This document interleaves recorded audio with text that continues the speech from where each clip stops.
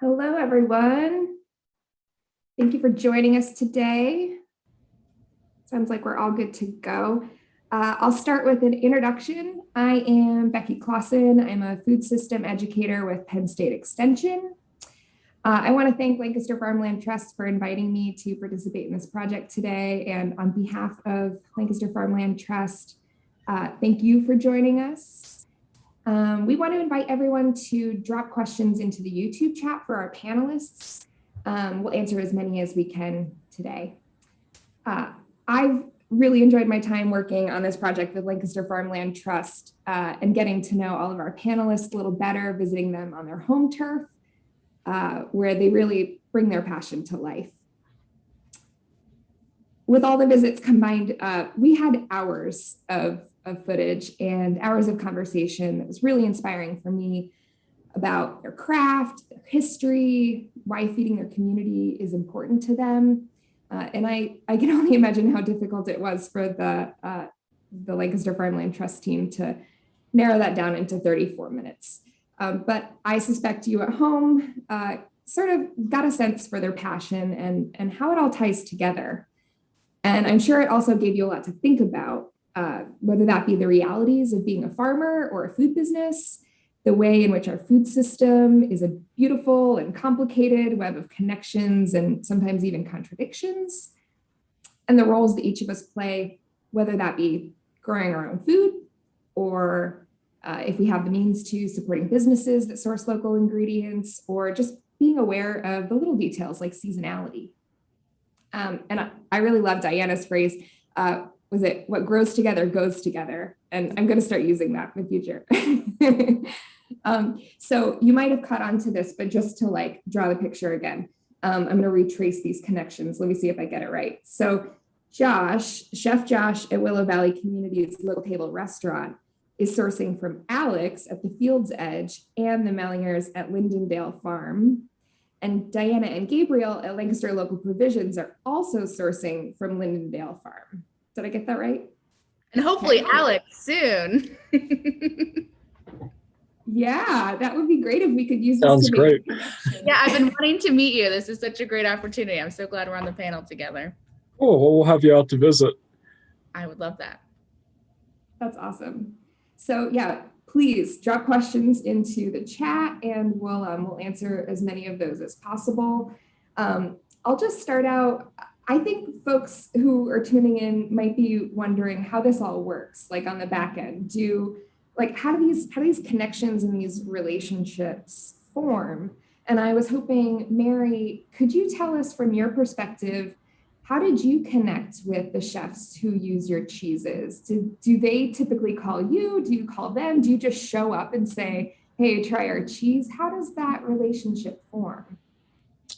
So initially, when we first came on the scene with our goat cheese, my husband and I did go door to door to restaurants and just said, would you like to taste? And we just started to talk to chefs and, really just get them to try our cheese. But the other big thing was Central Market in Lancaster. Chefs were coming in there and then they saw us as a stand holder, had an opportunity to taste the cheese. And so that was key, being at markets and then just calling restaurants in Lancaster. So it is a great thing to get to know the chefs, because then you can see what they need and it affects what we produce. Does anyone else on the panel want to talk about their relationships with their farm partners? Jason. Sure. Oh, go. No, you go. All you. Okay. Well, I was going to say it's always important for us to meet face to face with folks and to give them a sample of what we grow to try, so that when they taste things and feel things and see things, it's so much more descriptive than me trying to write in an email. So there's a lot of like Mary mentioned, going door to door and meeting people and making that connection. And as we continue to build the relationship, it really helps to have context for what, like the squash were great last week, but this week they were a little too large. And that's how we start to build a relationship with someone, is by giving them something they could feel, see, taste, touch, and get their feedback from chefs in particular. It helps us to become better growers. Yeah, I'd say our relationship, we work with some large co-ops, we work with some individual farms like Alex. So it's really an ongoing weekly conversation. So a good example are sunchokes this fall, or Jerusalem artichokes. I love them. Our members had never seen them before. They're a tuber, they're related to the sunflower. They are a low glycemic index, great substitute for potatoes. And after I could put them in our boxes and really explain to our members and our customers, what a sunchoke is, because our farmers were growing a lot of them for restaurants in Philadelphia, New York. People learned to love them and they were requesting them every week. So for us, it's about educating our customers on different vegetable varieties, but then just cultivating relationships. Like with Lindendale, I knew their cheese. I love their cheese. I just sort of stalked Andy at the farmer's market and said, hey, can I have your cheese, please? And every week we pick up from Andy at the farmer's market. So that's really wonderful. But yeah, like Lester, my cantaloupe guy, his melons are in high season. So I'm just really encouraging all of our customers to support him and buy honeylopes and cantaloupes and canary melons and all that good stuff. Yeah, for me as a chef, it's a lot of word of mouth sort of stuff. The way Alex and I got hooked up is we had a new addition to our team here, and within the first couple of weeks, he asked me if I've worked with Alex before, and I hadn't, and we kind of just hooked up, and it's been great ever since. Same with Lindendale. When I go to pick up cheese at Lindendale, they ask me, is it for the restaurant or home? And typically it's both. So a lot of that's word of mouth, and it's a small community. It's a small restaurant community. It seems to be a small farming community, but I'm not a farmer. So that word of mouth goes a long way for someone like me. So. Diana, well, all of you mentioned in some capacity that education is a pretty integral part of what you do. And I'm curious to know whether that is an intentional part or whether that's just a necessary byproduct. And Diana, you come to mind because you have the recipe cards and you said no one will ever get something in their box they don't know what to do with this.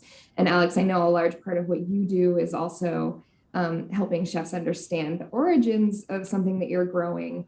Anyone who'd like to answer this, how much fun or how necessary is the educational piece? Was it always part of the mission, or does it just come with the territory? I know those are a lot of questions, but take it where you'd like to. I'm naturally an educator. I've always been a teacher. That's sort of in my nature. And our mission at Lancaster Local Provisions is to really relocalize the food system. We have a broken food system. We need to disrupt the status quo of how we receive food, how we shop for food, how food is grown. So that's sort of the larger mission. And with that comes the issue of seasonality. So I talk about tomatoes all the time. I'm never going to have tomatoes in our marketplace in February because they don't grow in Lancaster County in February. So we shouldn't be eating them in February. And we are a year-long food provider. So I'm able to create a farm share box in December that is as full and as delicious as this week's farm box. So for us, it's about educating people on seasonality. And then the next step is sort of giving them something that might be familiar, but maybe it's a different variety. And take fairy tale eggplant. I think they're great. Most people are really afraid of eggplants because they're big. They don't know what to do with them. It's like this huge, big thing, but a fairy tale eggplant, that's not scary.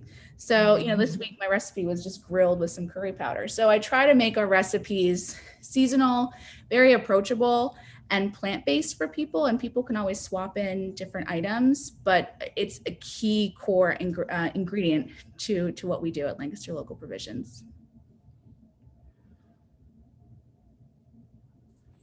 And I'd just say for us as well, education was sort of the mission to find crop varieties and food plants and things that are not commonly cultivated here or that had been in the past and deserve being grown again and explored again. And that's how we got to work with chefs in the first place, because they're experts at working with food. So we had a really nice conversation, education on our part, for how to produce the crops, harvest them, and get them to restaurants in a timely way. And from the chefs, how does this cook the best, and what are some things you can do with it that make it approachable for people? And I think that conversation is really important, because when you have home cooks and you're giving them bitter melon or even fairy tale eggplants and things you may not have seen or cooked with, you really need to, it has to be a conversation. It's not just a box of vegetables. It's really about the food system and the history of the variety and everything that builds into that meal. It takes months of planning and growing and years of conversations to really have a good repertoire to take something new. And that's why we really love working with chefs, and education's been really important for us too. Yeah, and go ahead, Diana. I found in talking to a lot of people, people here in Lancaster County have tried a CSA, a community sponsored agriculture box, but they usually maybe do it for one season because they have too much vegetables or they don't know what to do with it. And that's such food waste. They end up not using the whole box.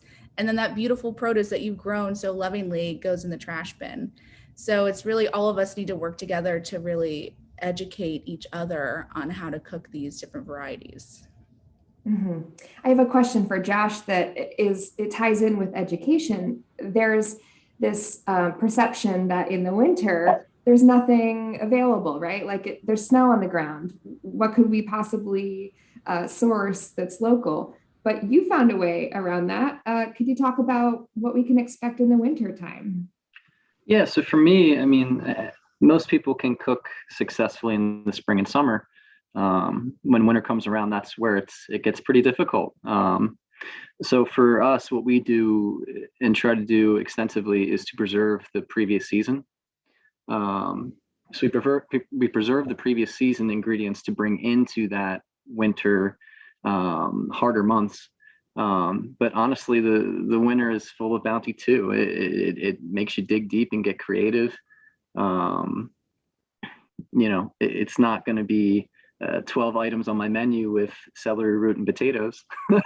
One dish is good enough. So we try to preserve the previous season, bringing into the winter season. It really spruces up the things that are available. And for us, it's a great challenge, and it's something we pride ourselves in doing, and it shows thoughtfulness in our cooking. It shows, just a appreciation for each season, and how can we spread this out and incorporate appropriately. So we really enjoy that. So.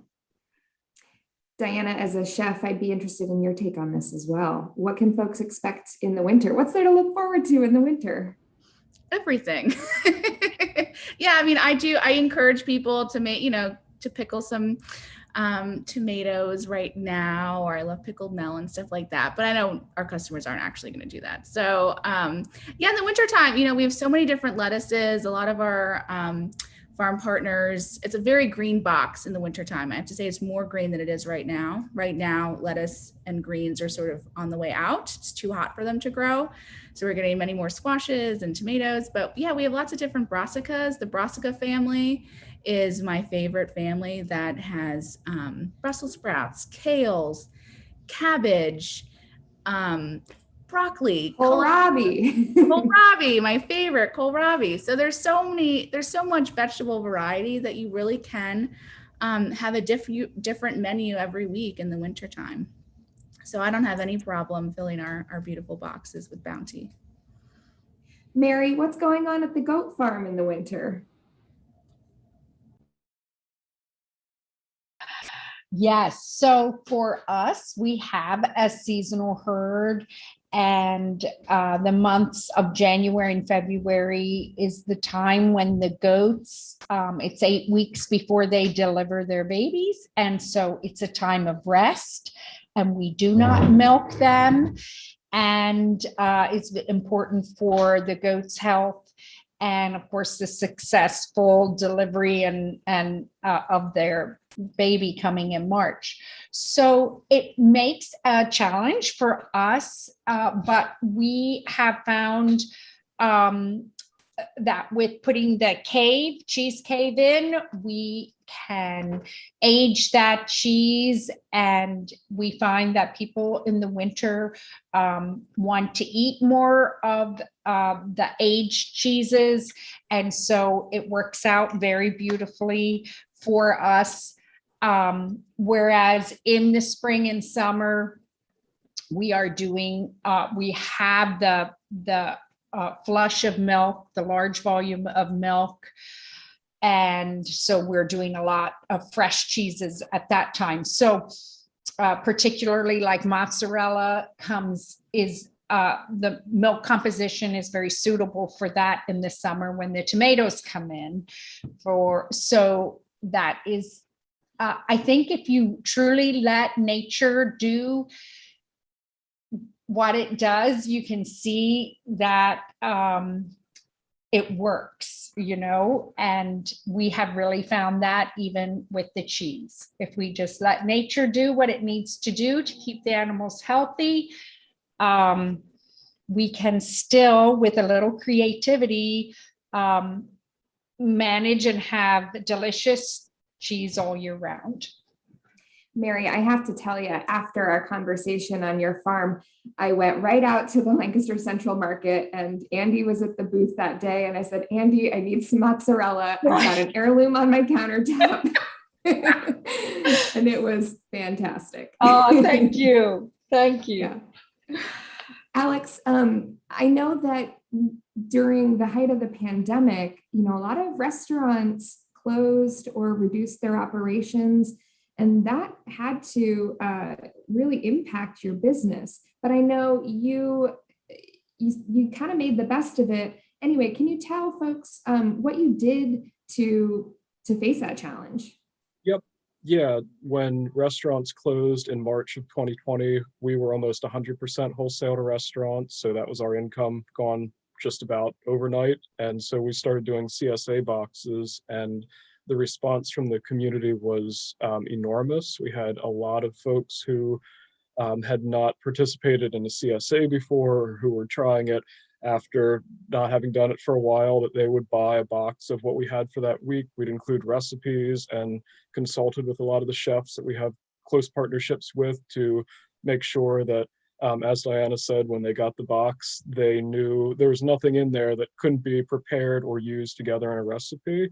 And it was a lot of fun, and we met some really incredible supporters in our local community who believe in local food and eating healthy. And so that was the silver lining to a pretty stressful challenge last year, that we connected with a lot of families and individuals who also really enjoy the varieties we grow and exploring new and different foods.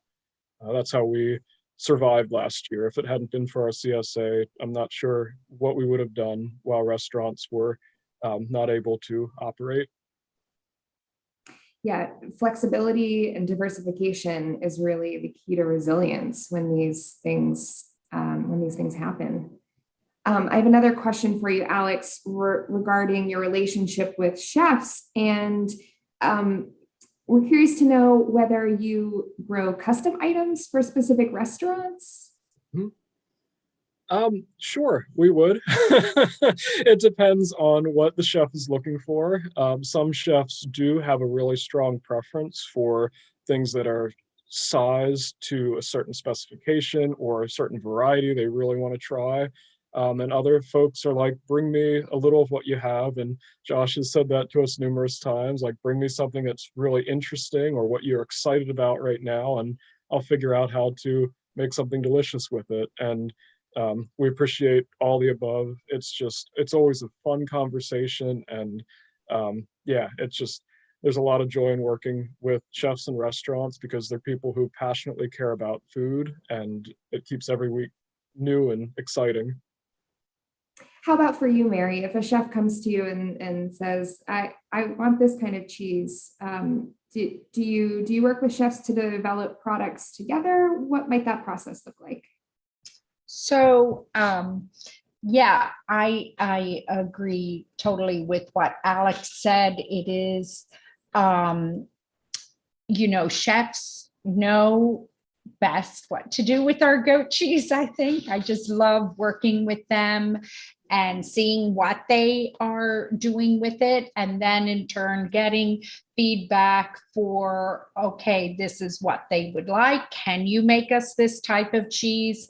And so that has, I think it just adds variety to our lives, and keeps things interesting, keeps us challenged, because our sons really enjoy making new cheeses and trying new things. So yeah, it's just the customer benefits from that kind of challenging each other, the farmer and the chef, and working together.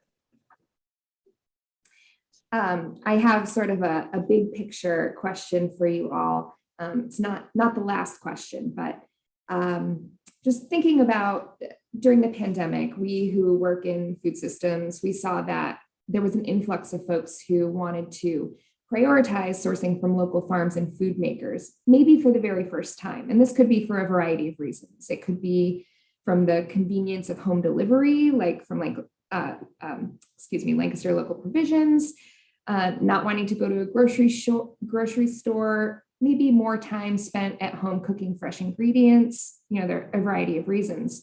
But now that the world is sort of opening up, some folks are going back to the usual food shopping habits. I'm curious to know your thoughts on why eaters should continue to seek out locally grown foods. And we'll start with Diana. Yeah, I mean, local's better, right?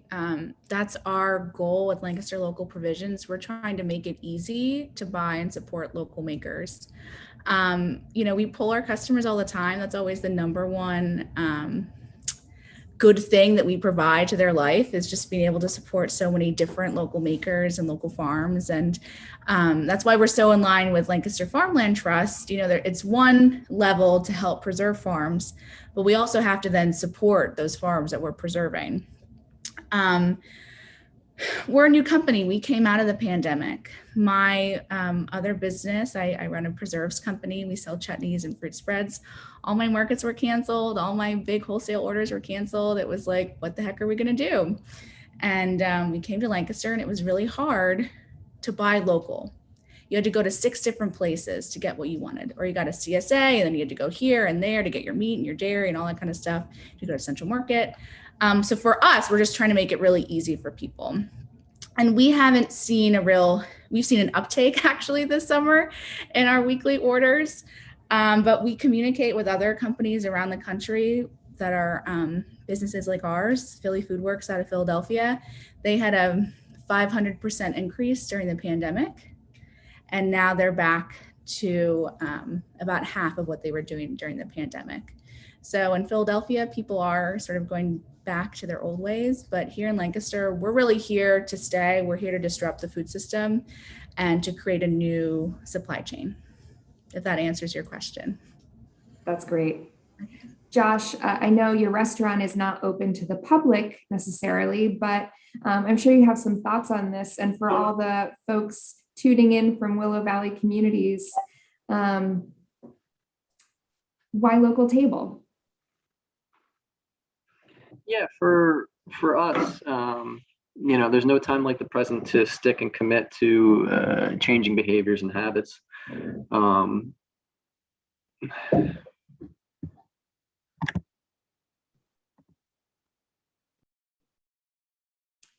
all right. We lost Josh. Maybe he'll be back with us. I'll pass it over to Alex. I know we talked extensively about this, and you're really passionate about connecting folks with the source of their food, which you grow. Why should folks care now? Yeah, I think that the pandemic for a lot of folks is kind of a wake-up call for how far away and how removed we are from food in our daily lives. And I think that one of the strongest points to me about sourcing local is you can get more nutrient dense, nutritious food because as food is shipped, both due to the way it's grown and picked green and the varieties that are produced for shipping, there's a combination of factors that food that's imported, even from the West Coast, is less nutrient dense than what could be grown locally when we're growing mizunas and chicories and all sorts of arugula, spinach, and lots of different greens versus like a baby salad mix that's grown in California or Mexico or Florida. So I think that it was great to see that folks were concerned about where their food was coming from and how it's produced. And I hope that uh, some of those food system issues are still alive and well, that food that's grown here, number one, it supports folks who are growing that food for a living. But number two, you can have much higher quality uh, food in terms of taste, the nutrient density, and a variety of other considerations beyond that, the history of varieties and like the stories that go with them and the seeds and diversity that we're losing from our food system. So those are a few things that come to mind, but the fact that you can grow really good food and it's within a 10-15 minute drive. We have some of the best farmland in the world, and it would be great to see lots of local farmers supported so they can continue that tradition of keeping this place green and vibrant. The list is long. Mary, any thoughts on why folks should continue to support their local makers? Well, again, just as Alex said, it's supporting, we are a local dairy farmer in Lancaster County, and it is supporting us because we do market everything ourselves. We are completely dependent on that to make a go of it. And so we really value that people are committed to local. Our retail customers at market, our chefs in the restaurants, Lancaster Local Provisions, Lemon Street Market, little organic markets that carry our products. So without individuals' commitment, the community's commitment to support the farm, we would not be here. And it did, as was said earlier, it started with the Lancaster Farmland Trust and the Ag Preserve Board preserving our farm. That was the first step in saving our farm. And then the community backing us up and willing to just be faithful customers. And, our mozzarella wasn't good in the beginning. And people came and faithfully stuck with us and gave us feedback, and now it's awesome. But it's that working together, the true spirit of community, that makes our farm continue. And it is our passion. We are very passionate about what we do, but we couldn't do it without that connection with the community. So yeah, it is the way the system has to work to be successful. And we are so thrilled that so many people are passionate about it because we are farming because of it. That's a perfect note to wrap up on. I know we could all geek out about, local foods for a lot longer, but we want to be mindful of everyone's time. I want to thank you all for joining all of us today. Chef Josh, Alex, Diana, Mary, the folks from Lancaster Farmland Trust, everyone who tuned in today. I hope you all leave today's webinar feeling really inspired to connect with local growers and makers and play an active role in the local food system. I hope you all have a great day. It was nice spending time with you. Take care.